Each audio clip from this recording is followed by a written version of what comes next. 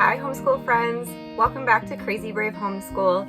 If you are new here, thank you so much for stopping by. My name's Ashley and I'm a homeschool mom to a kindergartner and a third grader, and this is our 4th year homeschooling.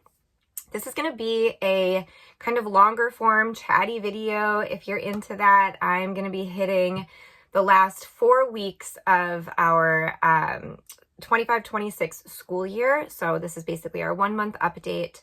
I'm going to be hitting all the subjects for both kids plus enrichment. So let's hang out and catch up. So although we are having like the best weather we've had all summer here on the central coast of California, I yesterday decided to get into the fall vibes and I went thrifting for some fun little autumn decor, and I decorated our homeschool a little bit, updating our chalkboard that we have been using regularly. I'm happy to say the chalkboard is a new addition to our homeschool room, and I've been using it primarily for our geography lessons that I will talk a little bit about today. I am also just like feeling the fall colors and excited to be entering into this new season. So let's get going with how school is going this year. I will start off by saying we had one major drop in curriculum, and we have shifted into basically a different choice for that subject. I'm talking about history. So I'm looking forward to updating you guys on what we're doing for history this year. It was a major change that I wasn't expecting. I have also restructured both kids' language arts from our original choice of curriculum. I haven't dropped the curriculum by any means, but I am doing something a little bit different. And it was inspired by a piece of curriculum I'm going to show you that I was really considering bringing in next year. I have decided not to use it, but I am basically using it for inspiration to sort of reformat what we're doing with language arts. So I'm excited to show you guys what I'm talking about. Just a couple other house cleaning things. Our charter school is just like incredibly backed up with orders. And so I won't be able to talk about Memoria Press States and Capitals that I was planning to use for, I guess, our core geography, but what we're doing for geography is actually going really well. So I'm not mad about it. I just am not able to use it yet. I also am not going to be able to talk more about the language art or the phonics instruction that I had planned for my son at some point this year. What we're doing now is working fine. So it's fine that I'm not getting it yet. But anyway, that has been a little frustrating that I can't at least just like start planning it. We are also waiting on a ton of books, some really great handcraft supplies. Anyway, just to let you know, I'll have another haul video coming soon once I start receiving all this stuff. Okay, now that that's out of the way, let's get into what's going on this month. Okay, I think because it's kind of in front of me here, let's hit my daughter's language arts and then we'll... Okay, so first what I want to say is that my daughter had to do her state testing. And for anyone who's followed our journey and has known that it's just like taken me time to figure out how to teach her reading. And it's just been sort of a long road for a couple of years. I'm very pleased to say that she tested into 3rd grade reading fluency with our charter school. So... oh, it's so exciting. I just feel like I can move past this officially, and we are just reading for language arts. It's very, very cool. Because the reading journey is sort of now behind me with her, I knew, or I thought, that writing was going to be a bigger part of our 3rd grade year. And I think I planned for that because I know that the charter school has certain expectations of her writing. And we are a very Charlotte Mason inspired homeschool. I'm not a purist, but I do follow her methods fairly closely. But I guess I was consciously going to like set that aside and have more of like a conventional plan for writing. We have the program Write by Number, and we definitely used that for a bit last year. It is very sort of like mechanical. It's very gentle and simple, but it is not exciting. And I definitely don't think it's one of those programs that's going to spark a love for writing at all. I am really learning that I need to research programs as best I can before buying them and not get so influenced by maybe, say, one good review, because Write by Number is really outside of the Charlotte Mason methodology with writing. And it's also like, if I was going to take a conventional approach, it's just really dry. And I think right now it's like I'm working on continuing that love for reading. I'm trying to spark a love for writing. I am a writer, and so I don't want to kill it for my daughter. Write by Number was killing it. We've taken a step back from it. So my plan was actually to try out a writing journal that our charter school gave us that, again, is really conventional, really just like public school style learning. So brainstorming and then learning to write your tree map or your outline, right? And then taking the outline to formulate your body paragraphs and, you know, your supporting details, and then your body paragraphs and all that. The writing prompts within that I thought might interest her a little bit. But I will say we had one of our worst homeschool days this month because of that program, and because I was really trying to bring in something that not only was new, which is fine, but was something that was just not resonating with her and where she's at with her skill set in writing. So needless to say, I am backing up a lot with writing, which is what I needed to do with reading. I'm learning some lessons here. And I want to just spark a love for writing. Here's the thing. Poppy is actually writing a lot on her own. She's like writing her own songs for this little movie that she's planning and putting together. It's awesome. So she writes in her journal privately. So she's actually writing quite a bit. And I think I just need to like make more space for that and accept that more as her writing this year. But I do have one resource. Aside from some plans with grammar and writing, I do have one resource that we started using. So here we go. Let's start talking about my daughter's language arts. Love Mom and Me is something I was just going to have like in our morning basket, or maybe just have for us to do whenever we felt like it. But I am scheduling this in once a week now as just like some writing exercises for her and for me to do together. And this has been really fun. She always wants to do another page, which is great. And so I have high hopes that this is going to continue to ignite a little bit of love for creative writing. Other than this, the only other writing that we're going to be doing is with grammar. So I decided not to do first language lessons this year. It was one of my daughter's least favorite programs last year, even though I kind of quite liked it. But I did find that memorizing parts of speech without actually using them in context doesn't resonate very well. I don't really know how well that resonates for anybody, but I've decided to make it a little bit more holistic. And I had ChatGPT come up with 24 weeks of grammar assignments, all based around concepts that would be review for her, would be new, and just like concepts that I want her to learn in the 3rd grade. This has been fantastic. And what I've done is I've essentially written down the exercises. So I'll share a couple. I wrote them down in the companion notebook that I put together. If you haven't gathered yet, I am really starting to like DIY my daughter's language arts curriculum. So this is the companion notebook I put together. We are doing spelling, vocabulary, grammar, dictation, copywork, and narration out of this. This would be like a simple exercise that does involve some writing, where it's list 5 nouns that you can see right now. she listed them out, and then I might have her do a bit of copy work, and noun names a person, place, thing, or idea, and then she would rewrite that under here.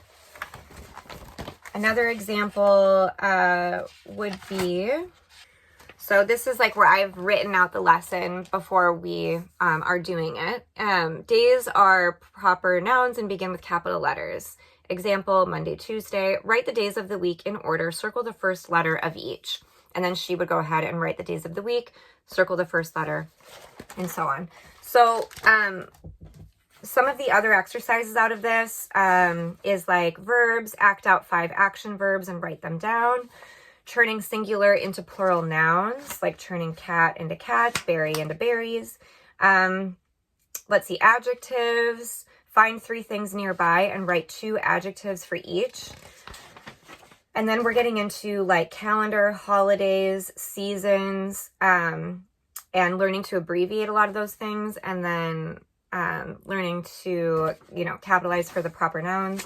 And then parts of a letter. So she is going to learn how to write a greeting and a closing for a letter, a body of a letter. And then she's going to learn how to address an envelope. So things like that, how to write the date, which, we've kind of gone over already. But anyway, I love these. They are very gentle. They are very quick. I think that her actually writing this stuff down is going to help it stick better than what we were doing out of first language lessons. Okay, with that being said, let's hit something that I've recently brought in that I was considering for next year. This is a curriculum that I just loved the looks of, and I had to buy it to really get an idea if I wanted to use it or not. And I'm really glad I did, because I think that I was like, I don't know, it was like, again, like my public school past gets muddied up in my Charlotte Mason homeschool. And so it's like, if I see a Charlotte Mason workbook, I'm like, oh my God, this is great. This is perfect. Okay, so I was really curious about Cottage Press, and I was considering using this for Poppy's like an all-in-one language arts next year. It really has like this could not be a more perfect Charlotte Mason workbook if there ever was one, or if there ever was such a thing. But I'm pretty sure Charlotte Mason would, Charlotte Mason might look down on a workbook anyway. So this has, it has language lessons, it has daily copy work, it has picture study, narration, dictation, art study, I said that, nature study. So it's actually like, it's really fantastic. But again, it's also just sort of like a glorified workbook. And I decided to take from it what I really like and just add to what we're doing. So in addition to the gentle grammar that I got from ChatGPT, I am using the language lessons out of this that I will put into our companion notebook. In particular, the things that I really love from this is that they take, like, you work from the same copy work passage all week. You do copy work every single day, and then you are doing language lessons from that copy work. And I've talked about this in past videos for Charlotte Mason Language Arts before. But you are learning parts of speech, you're learning synonyms, antonyms, homonyms, abbreviations, obviously punctuation, so many things from the copywork passage that you're working from. And so, and this is something that I'm going to get into how I've restructured Poppy's Language Arts, because as you might know, we had chosen Blossom and Root this year. But what I am really going to take from Cottage Press is this. So here's an example. In the poem from this copy work for week 6, day 1, it says, write the 7 proper nouns used in the first stanza of the poem. And then write 4 common nouns. And for each noun you write, tell your teacher which it names, a person, place, thing, or idea. And then write an original sentence using one of the common nouns and one of the proper nouns you wrote above. So this is that holistic approach that I've really been looking for with language arts. And I'm very excited to basically take whatever passage we're working from that week and to apply these principles to it.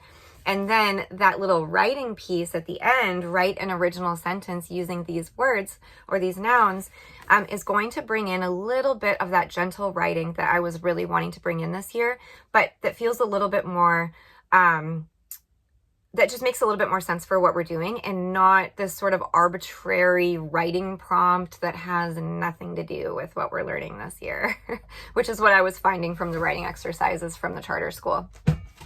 So that is how we are using Cottage Press. I am taking some of the language lessons I love out of here and applying them to the books that we are reading. That is the only way that I'm using Cottage Press.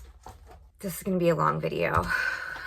Okay, so what are we using then for these copywork passages? And how have we departed from Blossom and Root a little bit?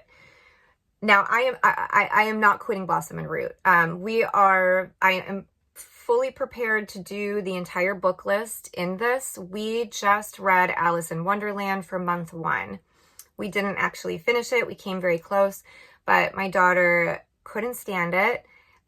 We got very far. I'm proud of us, but it was tough.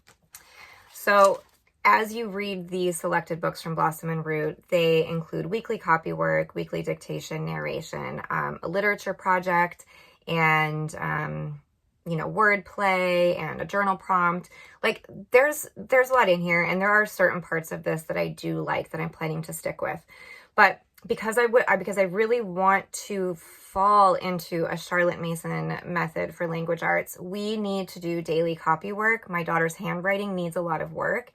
And so I am going to choose copy work out of different books for us, and we're going to do it 4 times a week. I'm going to choose my dictation from those books, and I'm going to do the vocabulary from those books, and spelling. The only things that I'm going to be doing out of Blossom and Root now is following the suggested book list, the literature projects each week if they meet our sort of personalities. The word play is great. We're going to keep doing that because it just reinforces phonics. The journal prompts, I could take or leave, but I think I'm still planning to do it. And then I will have her do a narration once a week for what we're reading from this. That's still a lot. We're still definitely using a ton of Blossom and Root. But I am excited to bring in my own style of Charlotte Mason language arts through my own chosen literature that we are going to be working from for the rest of the year. The copywork, dictation, spelling, and vocab is going to come from A Child's Garden of Verses and 50 Famous Stories Retold. We have already been doing A Child's Garden of Verses for several weeks. We did this over the summer and now for the last month, and we're really enjoying this. This is a very Charlotte Mason approach to language arts. She actually really values poetry, I think, even above literature for learning language arts. And I didn't know that we would be doing so much poetry study this year. I actually had plans to do poetry with something totally different, and this just happened kind of organically. So we were just doing this once a week, but now I'm going to alternate every other week between these 2 books. So 1 week we will do copy work out of a poem 4 days a week, dictation once a week. I'm basically going to... the dictation will, at the end of the week, will revolve around the words that maybe she struggled with the most in reading or spelling. So she'll recite the poem, and then I'm going to give her a very gentle little spelling lesson or word play with words that I think would be hard for her to spell out of that reading. And then we will focus on those words throughout the week through copy work. And then just based on those words, that's what I'll choose for my dictation at the end of the week. if that sort of makes sense.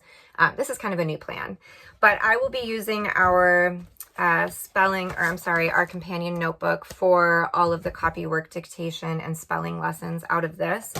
And so then on the, and I'll also mention she'll be memorizing 3 poems out of this year, 1 per term. So then I will alternate between that and 50 Famous Stories Retold. We are reading 1 story out of this a week, and I will choose copywork and dictation and our spelling words from that reading for that week. And then again, we'll use our companion notebook. So that to me, like this for me is just kind of basically built on like, let's discuss novel studies, right? But let's do it in just like a really easygoing way. And like we can talk about story elements with this. We can talk about setting and plot and like main characters and things like that. Whereas this is really more of the mechanics of language arts, in addition to the language lessons that I'm pulling from this. So this is like, we're starting this new system next week. And I'm looking forward to it. I guess too, what kind of prompted this is that she did not like Alice in Wonderland. I'm a little concerned about a couple of the other books coming up that she may not connect with. I'm honestly thinking that probably for next year, something like this will be more of our language arts plan. And then we will just do free reads with the novels. I'm not feeling super pulled to do novel studies with her. I kind of enjoy just free reading with her and enjoying the books, but then doing more of the Charlotte Mason approach with this living literature here. Anyway, okay, let's move on.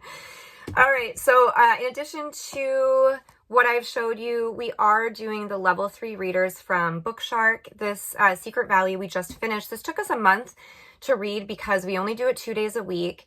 So this is a chance for me to hear her read out loud and hear how her fluency is growing. And this went really, really well. Like I would read a page, she would read a page, and then we might do a little narration at the end. But these are really simple stories for her to understand, and her comprehension is fantastic. We are starting the Chalk Box Kid, I think it's called, next. And I don't know if we'll get through all the level 3 readers this year, but so far it's going great. I'm really glad that we pulled that in this year. One other thing that I just need to mention about her language arts that I didn't pull out to show you. We just started Logic of English Cursive. I'm doing it with both kids. They finished up their Good and the Beautiful handwriting books, which they hated. And now we are doing cursive, which I'm really hoping they're going to like more. My kindergartner is young to be learning cursive, but in some theories, it's not too young. And so we're going to try. My daughter is actually kind of into it, and her handwriting needs a lot of work. So I'm actually hoping that cursive might be more her jam, and she might choose to do her handwriting in cursive once she learns it. So far, so good. Okay, let's hit my son's language arts. Okay, so I also chose Blossom and Root for Woody level 0.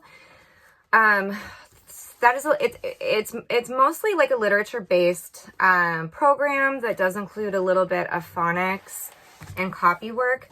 I'm not really using it for the phonics learning to read approach. It would be far too gentle if we did.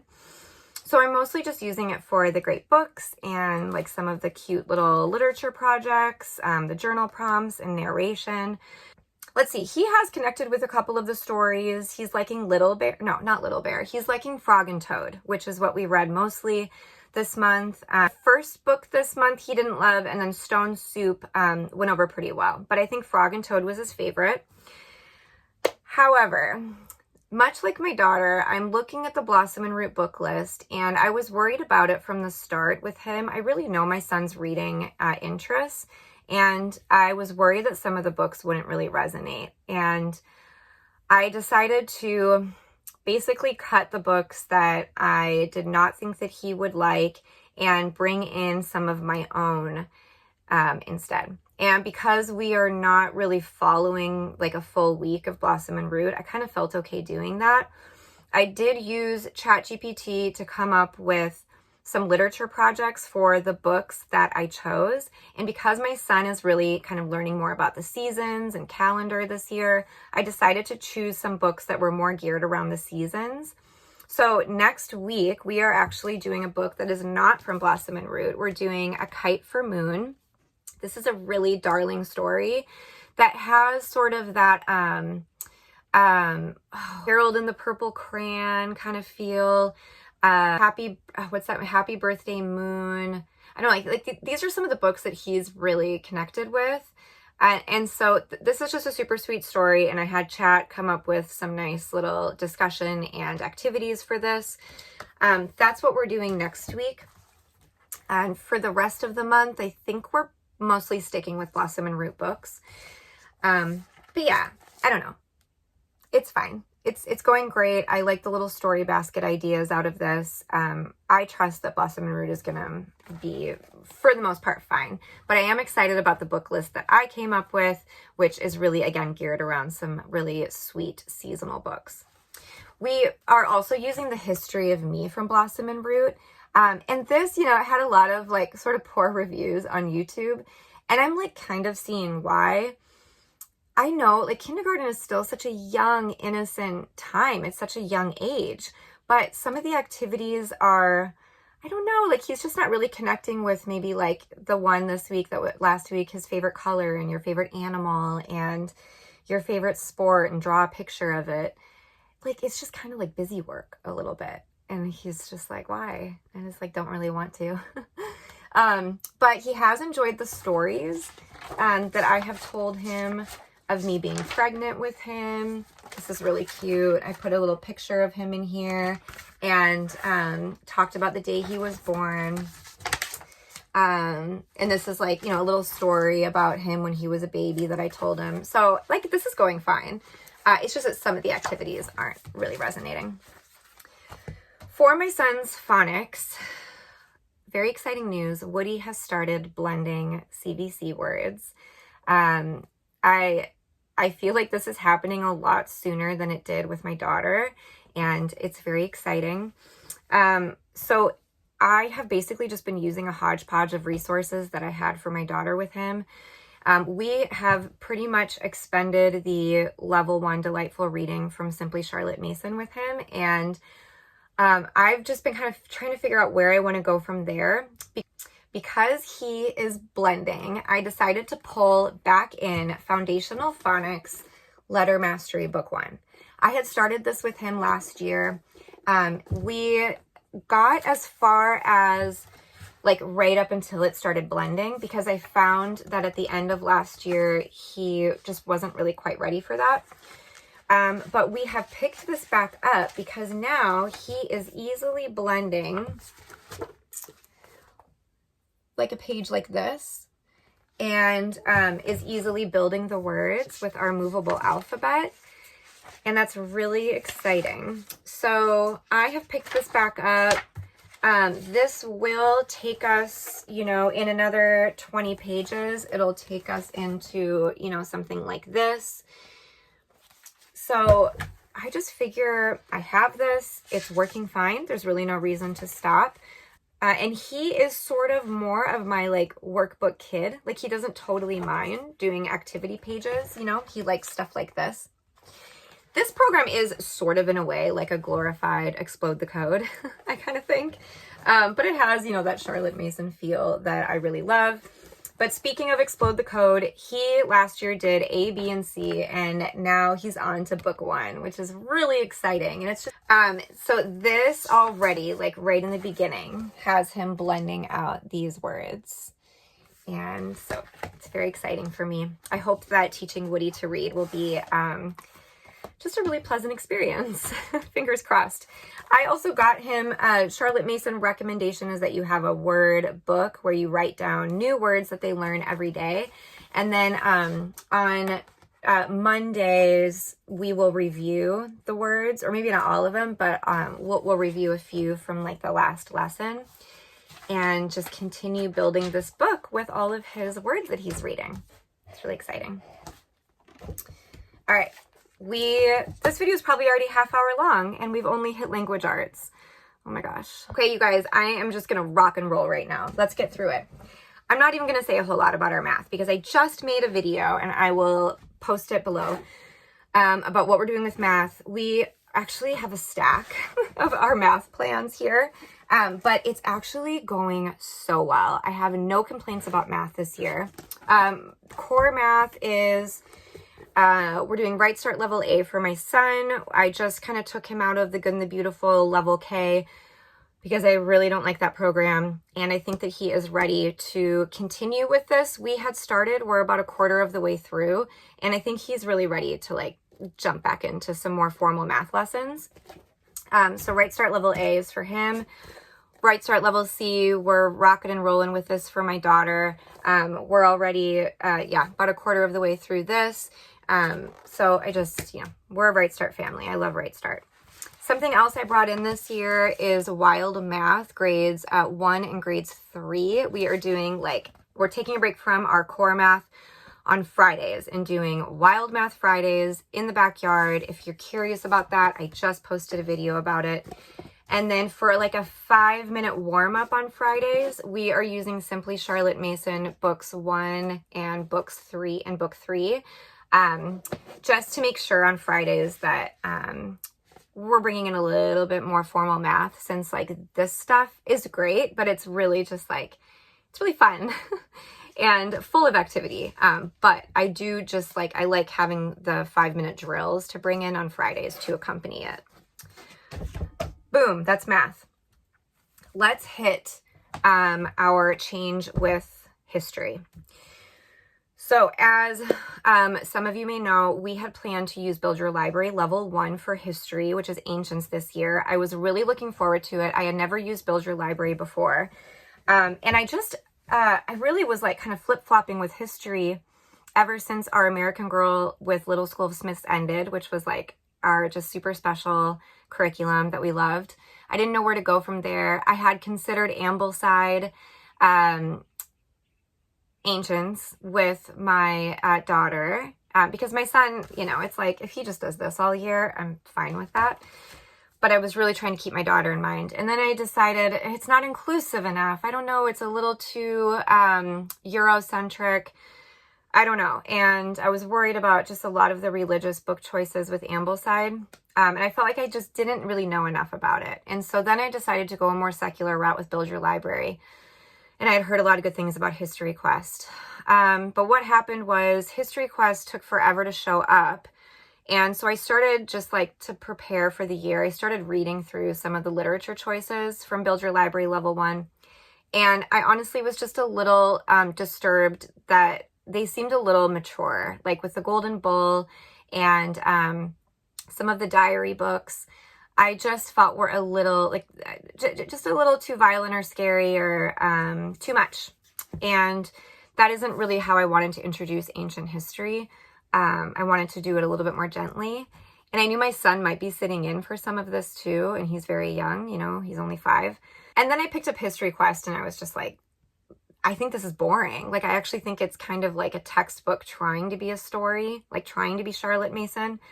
And I really just wasn't loving it. And I had remembered picking up A Child's History of the World last year for a chapter or 2 and just loving it. Just really loving the way that this is written for children.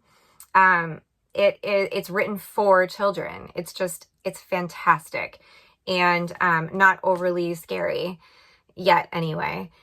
So I revisited Ambleside online and I decided, without getting into too much chit chat about it, we're doing year 1 history with my 3rd grader. I know that a lot of Ambleside families really encourage you to stick to the year and to not so much worry about the history you're missing out on or the books that you're missing out on, but just stick to the child's year. Whatever, good for them. I want to do year 1 with my daughter. And actually, this isn't even scheduled a whole lot. We are starting from the beginning with this. I am going to read this all year alongside the scheduled year 1 history, or year one history readings from our island story, alongside the biographies, which is Benjamin Franklin, George Washington, and Buffalo Bill. And alongside, if I can dig it out from the bottom here, 50 Famous Stories Retold. So that's a lot of history books. We've got 1, 2, 3, 4 readings that we're doing every week. It's going great.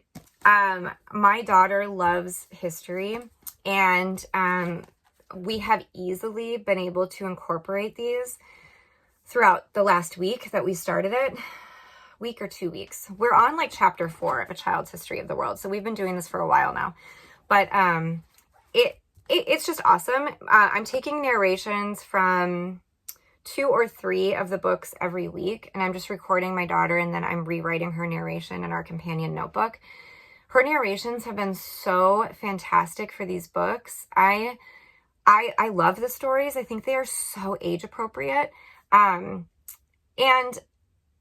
And I feel really good about choosing year one. I feel totally fine about that. And if we find that we want to skip forward a year or 2 years in the future, fine. But I am feeling great about this history choice.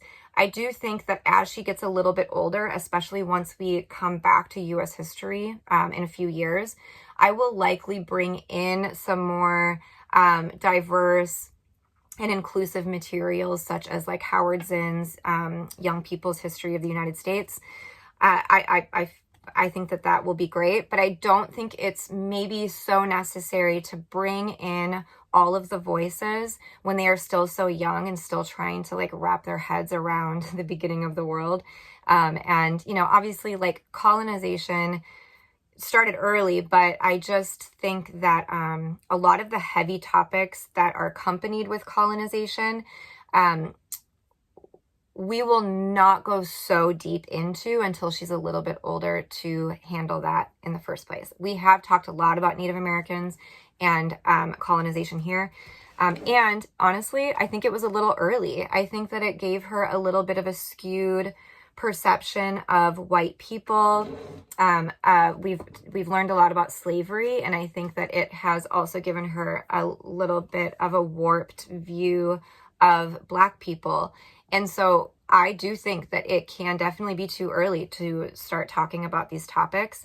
And I'm just going to tread really lightly even with these choices and just make sure that the material is age appropriate, because I'm having a little bit of a problem with what other companies are deeming age appropriate for these young years. Okay, that's history.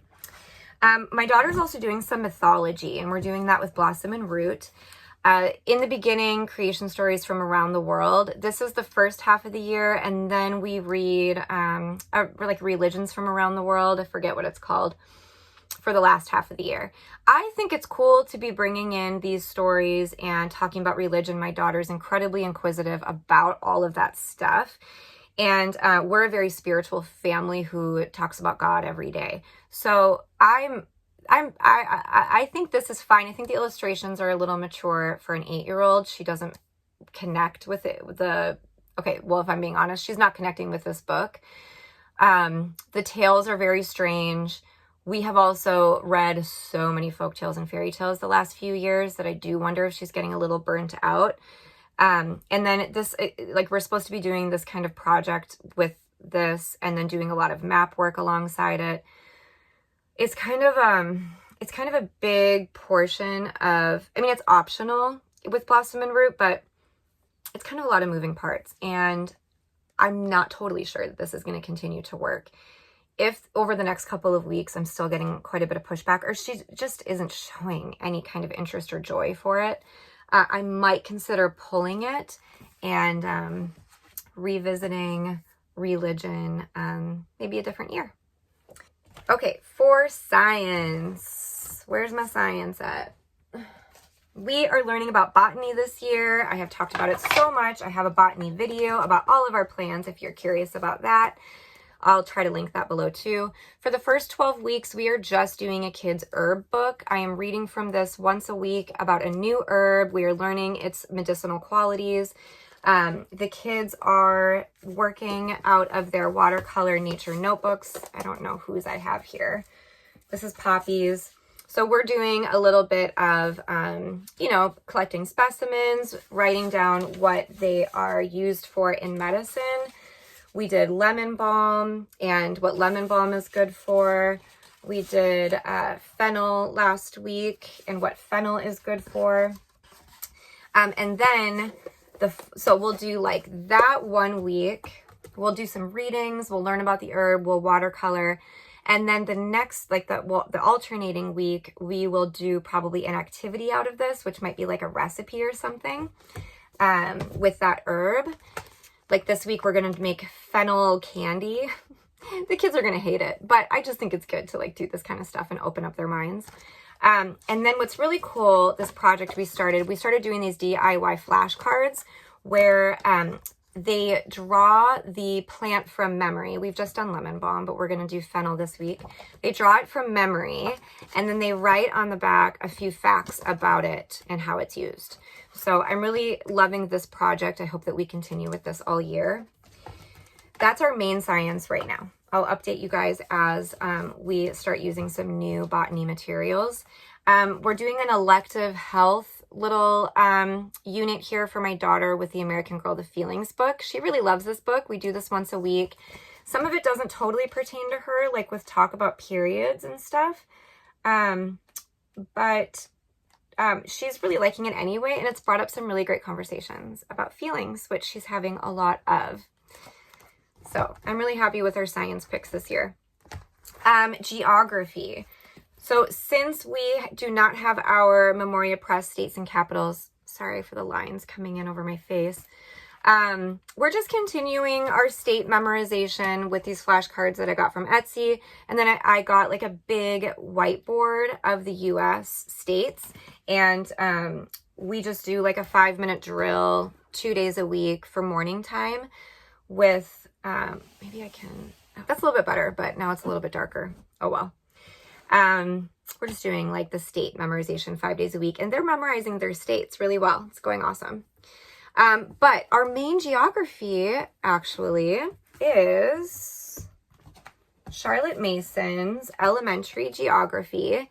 This has been one of my favorite programs we've used all. I really like the way it's written. It's written in a very similar way to a child's history of the world, which is just like very much written to the child and in simple terms. And we're on lesson 12 with this. I will typically draw some kind of illustration on the chalkboard to help illustrate whatever concept they're learning about, which this week is going to be seasons. And it's just very short. The lessons are like 2 pages long. There's review questions at the end of every few lessons. There's like geography inspired poetry in here. I love this book. I'm really excited to continue using this year. Other enrichment, sort of on that note, I am doing a lot of reading in this book all year round and gathering some ideas for how we want to celebrate some of the Waldorf festivals this year. We're not a Waldorf homeschool, but I like to bring in elements of Waldorf. And I went through this, and I went through this saints book that we have to maybe like explore learning about some of the saints. And we are going to do more Waldorf festivals than we have before. My kids have really enjoyed like doing some of the summer solstice and winter solstice and spring and autumn equinox little activities that we have done in the past. So now we're just going to bring in a little bit more of that.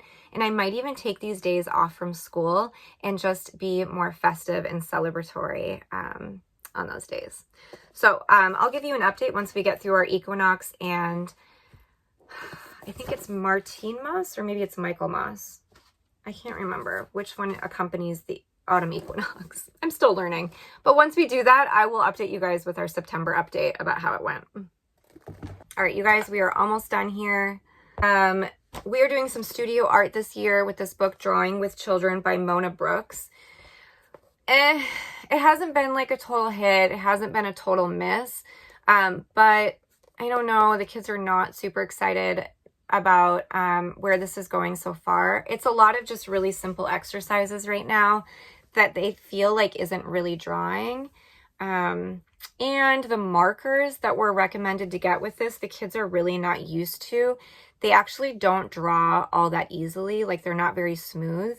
And I don't know. I feel like this isn't going as great as I wanted it to, but I'm going to keep going with it for a few more weeks. There are some more exciting activities coming up in this. So I'm hoping that maybe the attitude will turn around a little bit on that. We are doing handicrafts this term out of paper Sloyd, and this is going really well. I wouldn't say the kids are like wild for it, but I think it's great. I think it's a great skill. It's very quick and simple, and the last week they loved the pinwheel that they made that actually worked. You know, whenever something works, it's great. And what I love about these handicrafts is that every craft serves a purpose. Like handiwork, right? Handicraft, it needs to be handy. And my daughter doesn't like arbitrary crafts that don't do anything. So she does appreciate the fact that these do serve a purpose, like a frame or an envelope or something like that. So I think it's going well. I like it. We are doing morning drills. This is my own product on my Etsy shop that just reinforces calendar, geography, safety, character questions. We hit about 4 questions every morning, and the kids, well, my daughter really likes this. My son doesn't love it because it challenges him on like calendar work and stuff that he doesn't love, but it's really good. Folk songs didn't go awesome this month. The first song for August, the kids didn't love, and so we only listened to it a few times, but I'm really hoping that the September song will go over better. Fingers crossed. This is also my creation in my Etsy shop, if you are curious. We are doing artist study once a week, Da Vinci. We only have 2 more paintings. I have made a change with artist study. We are doing a really thoughtful study this year where we're reading the biography, we're taking some notes, and we are painting the paintings. But Da Vinci is challenging. Obviously, it's Da Vinci, and the kids are really not loving trying to replicate his paintings. My son has honestly just started doing like a color palette of the colors that he sees, which is really cute, and I'm fine with that. But I started to get worried because the 2 artists after this are Michelangelo and Dürer, and they also have a very similar Renaissance style that is very difficult to replicate. And so I went ahead and ordered a couple new artists. There's a Japanese artist on Simply Charlotte Mason, Hoki, starts with an H, and I'm totally forgetting. I'm sorry. But anyway, I got his work, and then I got Mary Cassatt, and I'm hoping that those 2 artists might go over a little bit better. But they have enjoyed learning about Da Vinci, and we've had some really great artist study days with this. It's just been hard to replicate, which is no surprise. Okay, I think this is my last thing. Spanish. We started homeschool languages, level 1 Spanish this year. We have stuck to this fairly diligently. I'm trying to do 10 minutes a day, but we're having to do it with lunch because there's just not enough time during our school time. I have hesitated a bit on this program though, just in terms of like, do I like it or do I not? I am struggling a little bit with how busy it is. There are a lot of pieces to this. There's a lot of songs, a lot of QR codes, a lot of activities, a lot of flashcards, a lot of vocab, and it's basically taking us a week to get through 1 lesson, which is perfectly fine. I wouldn't even mind taking more than that. The kids haven't retained a whole lot, but they have definitely retained some new Spanish words, and they do like the puppet, Alberto. My daughter said though, she's just not incredibly interested in learning another language, but we do live in a heavily Spanish speaking community, and I want them to learn Spanish.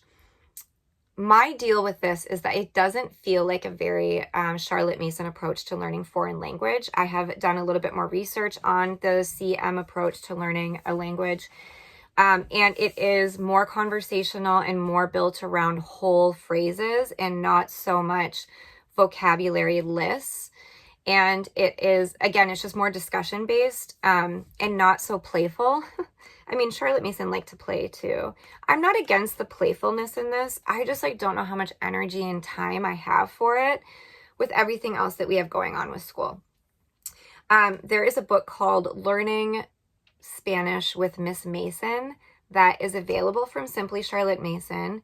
I believe you can find it elsewhere too, like on thrift books and stuff. It's not cheap, but I really like the looks of it, and I would prefer to teach the kids Spanish how we all learn our mother tongue, which is just through conversation and through learning phrases.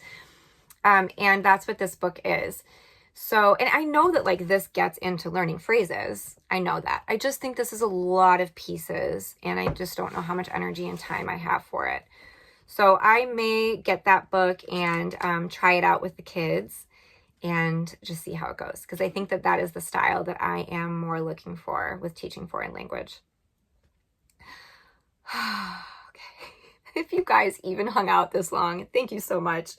You probably needed to split this video up into several segments if you wanted to watch the whole thing, but I really appreciate you sticking around if you did.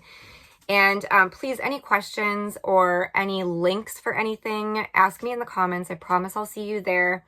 I will link a couple of videos based on some of this curriculum down below if you want to watch those. And thanks so much. It's been a great month. I will see you guys soon. Bye.